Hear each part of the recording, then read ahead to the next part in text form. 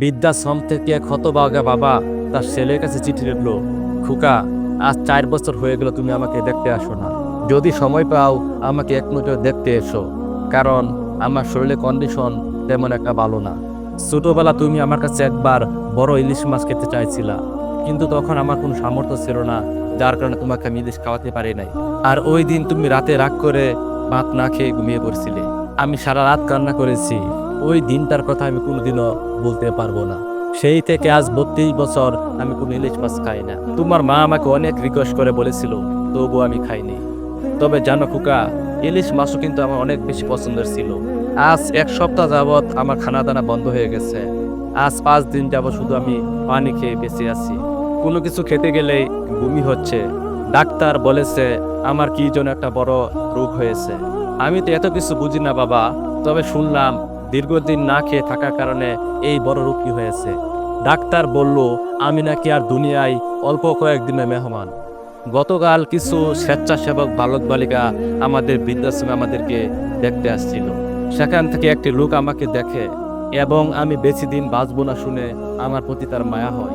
সে আমাকে বলেছিল, চাচা, আমি আপনার সন্তানের মতো, আপনার কি লাগবে আপনি আমাকে বলুন, আপনার যা লাগে আমি কিনে দেব। আপনার মৃত্যুর আগে আপনার শেষ ইচ্ছাটা আমাকে পূরণ করার সুযোগ দেন। আমি তাকে বললাম, আমার একটা অনুরোধ আছে বাবা, তুমি কি রাখবে? সে তখন বলল, চাচা বলেন আপনার কি অনুরোধ, আমি অবশ্যই রাখবো। তখন আমি তাকে বলেছিলাম আমাকে একটি বড় ইলিশ মাছ কিনে দিবে আর তার সাথে 3000 টাকা দিবে। তখন সে আমাকে বলল, অবশ্যই দিব চাচা, আপনাকে একটা বড় ইলিশ মাছও কিনে দেব, সাথে 3000 টাকাও দিব। চাচা, আপনি যদি আমার কাছে এর থেকে বেশি কিছু চাইতেন তারপরও আমি আপনাকে দিতাম। তবে চাচা, একটা সত্যি কথা বলবেন, এই বড় একটা ইলিশ মাছ আর 3000 টাকা দিয়ে আপনি কি করবেন? তখন আমি তাকে পুরো ঘটনাটি খুলে বললাম। আসলে ছোটবেলা সেই কষ্ট এখনো মনের মধ্যে লুকিয়ে আছে।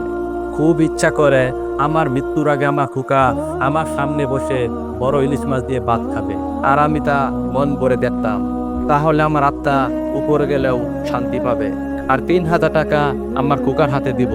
শুনেছি আমার খুকা নাকি অনেক বড় অফিসার, তার 10 মিনিট সময়ের মূল্য নাকি 2 থেকে 3000 টাকা। অবশ্যই এই কথাটা আমার ছেলের বউ আমাকে বলেছিল।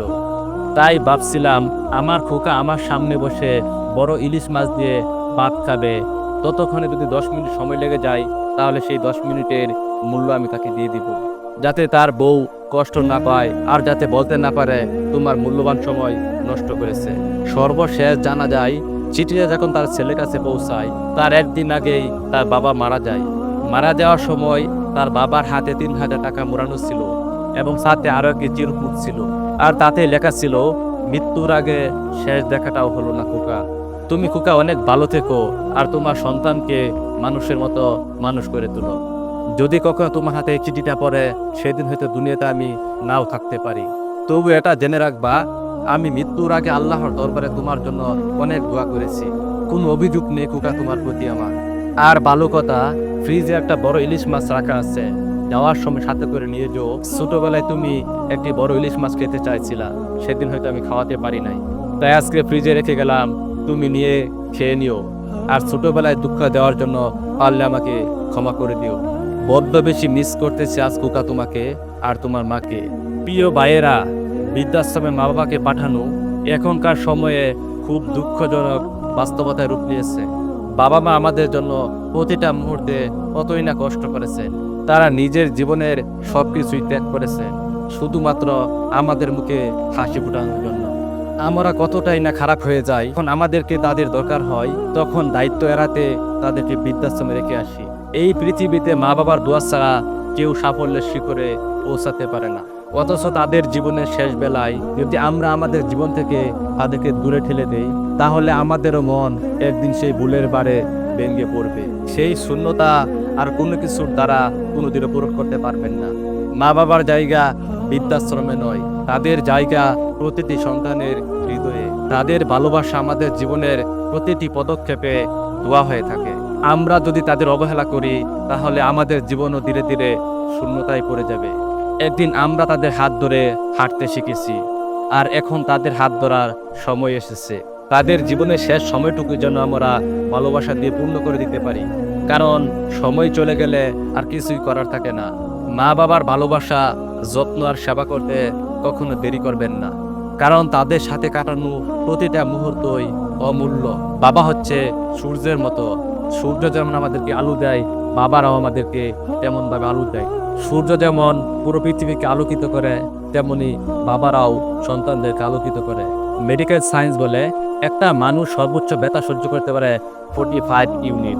এর থেকে বেশি ব্যথা অনুভব করলে মানুষ হয়তো বেহুশ হয়ে পড়ে, না হয়তো মারা যায়। কিন্তু একটা মা যখন সন্তান প্রসব করে, তখন সেই মাকে ব্যথা অনুভব করতে হয় 55 ইউনিট। বলা হয় যে 30টা হাড় একসাথে ভাঙলে যতটুকু ব্যথা হয়, তার চেয়ে বেশি ব্যথা পায় একজন মা।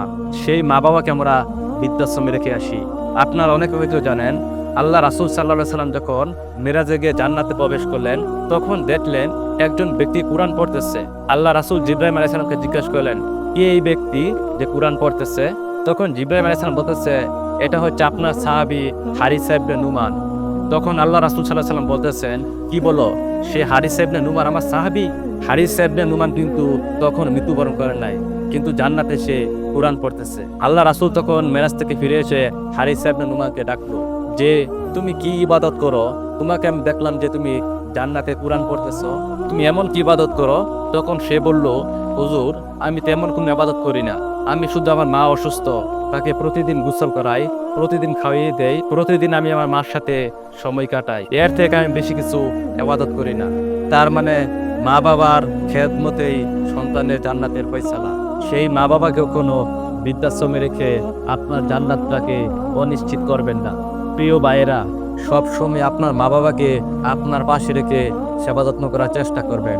আল্লাহ পাক রাব্বুল আলামিন আমাদের সকলকে বুঝার তৌফিক দান করুক। আমিন।